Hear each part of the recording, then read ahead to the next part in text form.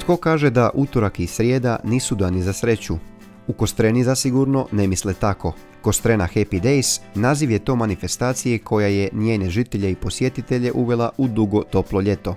Bogatim programom na Žurkovu i službeno smo zakoračili u najtoplije godišnje doba. Ove godine u sklopu manifestacije Ljeto u Kostreni imamo ovo novo događanje pod nazivom Kostrena Happy Days, festival kreative i pozitive, koji označava prvi dan ljeta, 21.6. i ujedno i svjetski dan glazbe, a festival je osmišljen u stvari u čast pomorcima i moru. Proljeće je ispraćeno u večeri talijanske glazbe. Lagane melodije džeza i bluza, ali i tradicionalne glazbe davale su sjajan ambijent na terasi diving centra. Izvođači, krenimo redom, Anita Camarella i Davide Facchini. Svirao se swing, talijanska inačica s izvornim američkim utjecajem. In Italy there was the fashion, so it was impossible for these musicians to talk and sing in English, so they started to write new songs with the American swing rhythm, but with Italian melodies and Italian lyrics, and so was born the Italian swing. Nešto kasnije na pozornicu se uspeo dvojac Franco Morone Raffaella Luna. Na njihovom repertoaru bilo je nešto više tradicijske glazbe koju je publika također dobro prihvatila. Rafaela će se složiti s konstatacijom da je ovo bio sjajan početak ljeta. I think so, because we still are in June, so it's for you also it's a good combination. These happy days of Kostrena with concerts and the sea and the beautiful sea that you have. It's a good combination. Prvoga od dva sretna dana u Kostreni nastupio je i domaćin po pitanju glazbenog programa. Hal je i ovoga puta odabrao, ali odsvirao onako kako on najbolje zna.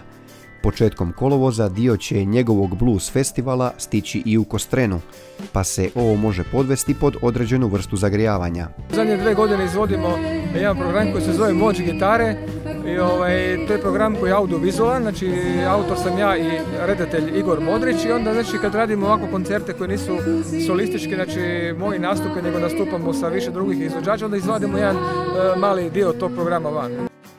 Već prvim danom događanja zadovoljni su bili čelni ljudi općine Kostrena. Načelnik i donačelnica mogli su konstatirati da će nakon sjajnog uvoda utorak srijeda donijeti još više zabave, radosti i pozitive. Evo, ja se nadam da su svi posjetitelji kao ja osobno zbilja uživali u jednoj prekrasnoj večeri.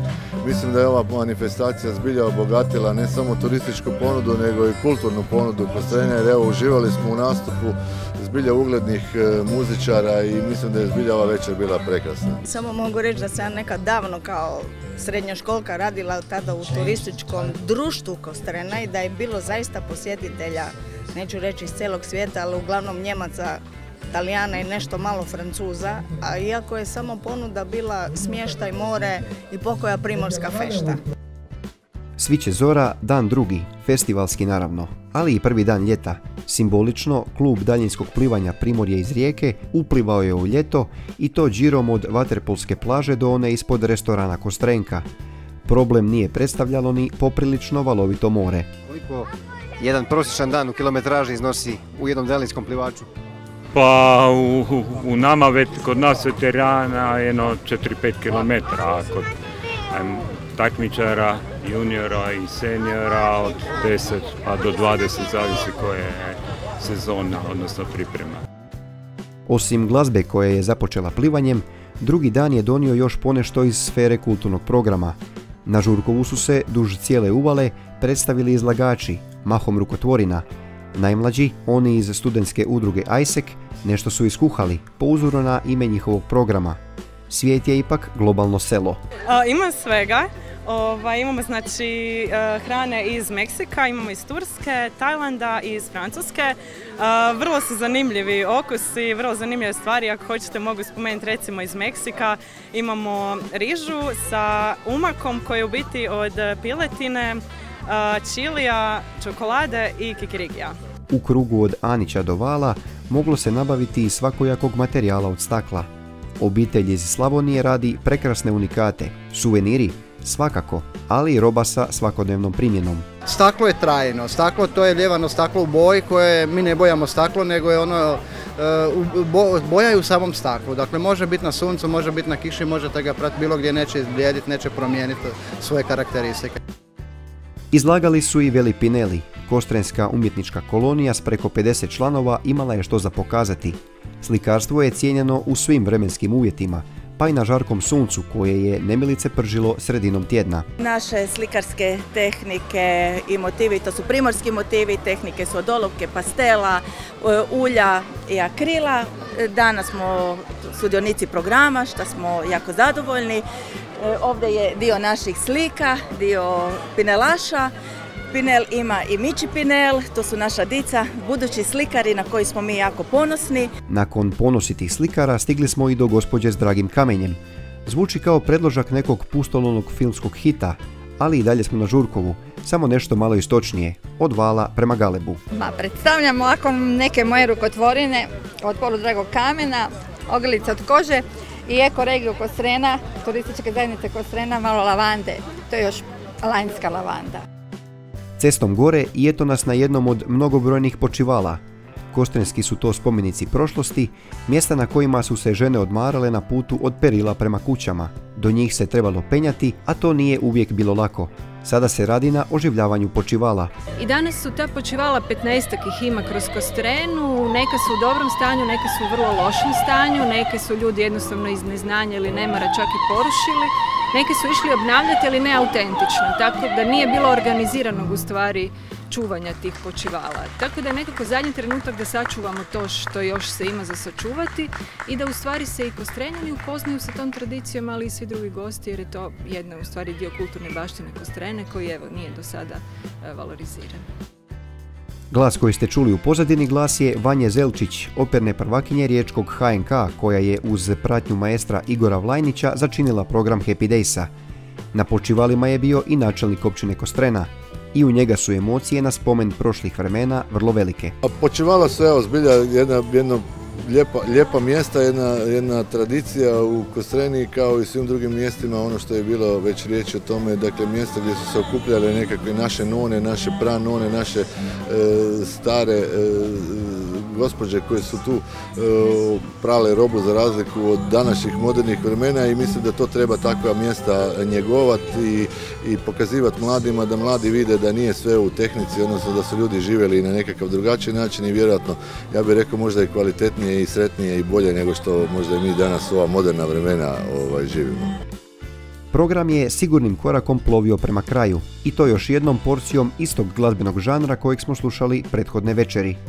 Iz Italije smo na Svjetski dan glazbe otišli još dalje, sve do Japana. Uz Valtera Lupija, drugi dio tandema nazvanog Tinsagu Project je i Akiko Kozato.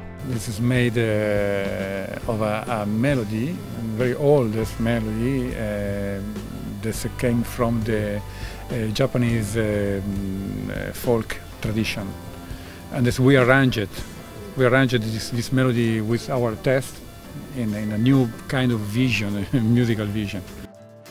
Konac djelo krasi, a za njega se pobrinuo fantastični škotsko-norveški duo Kelpi, sukladno imenu tog mitskog bića, i njihova je glazba vrlo tajanstvena, ali i ambijentalna, baš za ugodnu večer koju nije uspjelo pokvariti ni mnoštvo oblaka koji su se u čas bili skupili na Đurkovom.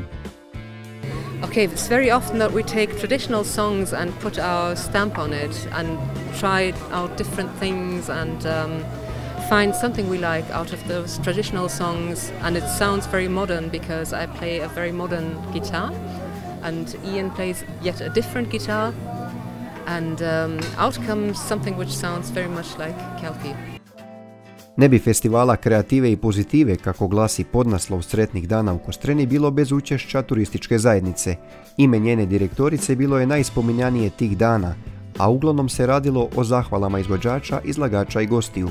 Kostrena Happy Days bio je posvećen pomorcima i moru, a on predstavlja samo početak bogatog ljetnog programa na području općine. Ljeto u Kostreni je već započelo 10 dana unazad, imali smo mnoga sportska, ekološka i kulturna događanja, traje od lipnja pa sve do kolovoza.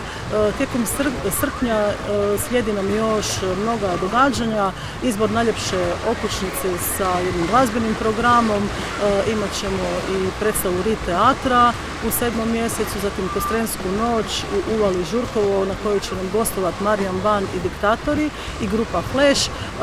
Zatim u kolovozu ćemo imati Blues festival i Klape. A krajem 6. mjeseca još ćemo imati jednu predstavu teatra za djecu. Završne riječi kostrenskih političkih čelnika odišu pohvalama i dobrim vibracijama. Sretnih dana bit će još, ljeto je tek počelo. Moram pohvaliti turističku zajednicu, gospođu Sandru i sve organizatore koji su založili zbilja veliki trud i mislim da je ova 2 dana bila zbilja prekrasna manifestacija i da je ova jedna nova manifestacija koja je dala sigurno puno novoga Kostreni, turizmu, Kostreni i općenito Kostreni kao mjesto i mislim da je to jedno vrlo lijepo događanje koje ćemo, evo, siguran sam, organizirati i u budućnosti jer je sigurno da je to nešto što je vrlo dobro i to treba dalje nastaviti. Ovo je drugi dan da sam prisutan na ovoj manifestaciji, mogu reći da su vrhunski umjetnici i da su ova zbivanja koja su obilježila ova 2 dana stvarno predivna. Još samo zahvala kao mali znak pažnje prema onima koji su sretne dane učinili još sretnijima. Hvalila bi općinu Kostrena na velikoj podršci kako u ovom, tako i svim projektima. Bez njihove pomoći naravno ovakvih manifestacija ne bi ni bilo. Zahvalila bi i sponzorima INI, Dezinsekciji i Diving centru u Kostreni, kao i svim donatorima, institucijama, klubovima i udrugama koji sudjeluju u svim našim manifestacijama i bez kojih također ovo ništa ne bi moglo biti u tako lijepom obliku. I kronika Kostrena Happy Daysa je gotova. Sjajan kraj za još bolji početak ljeta na Žurkovu i oko njega. Biće dugo i toplo, a to su 2 omiljena pridjeva koja vezujemo uz njega. Samo neka potraje, nadaju se tome Kostrenjani, kao i vama, njihovim najdražim gostima.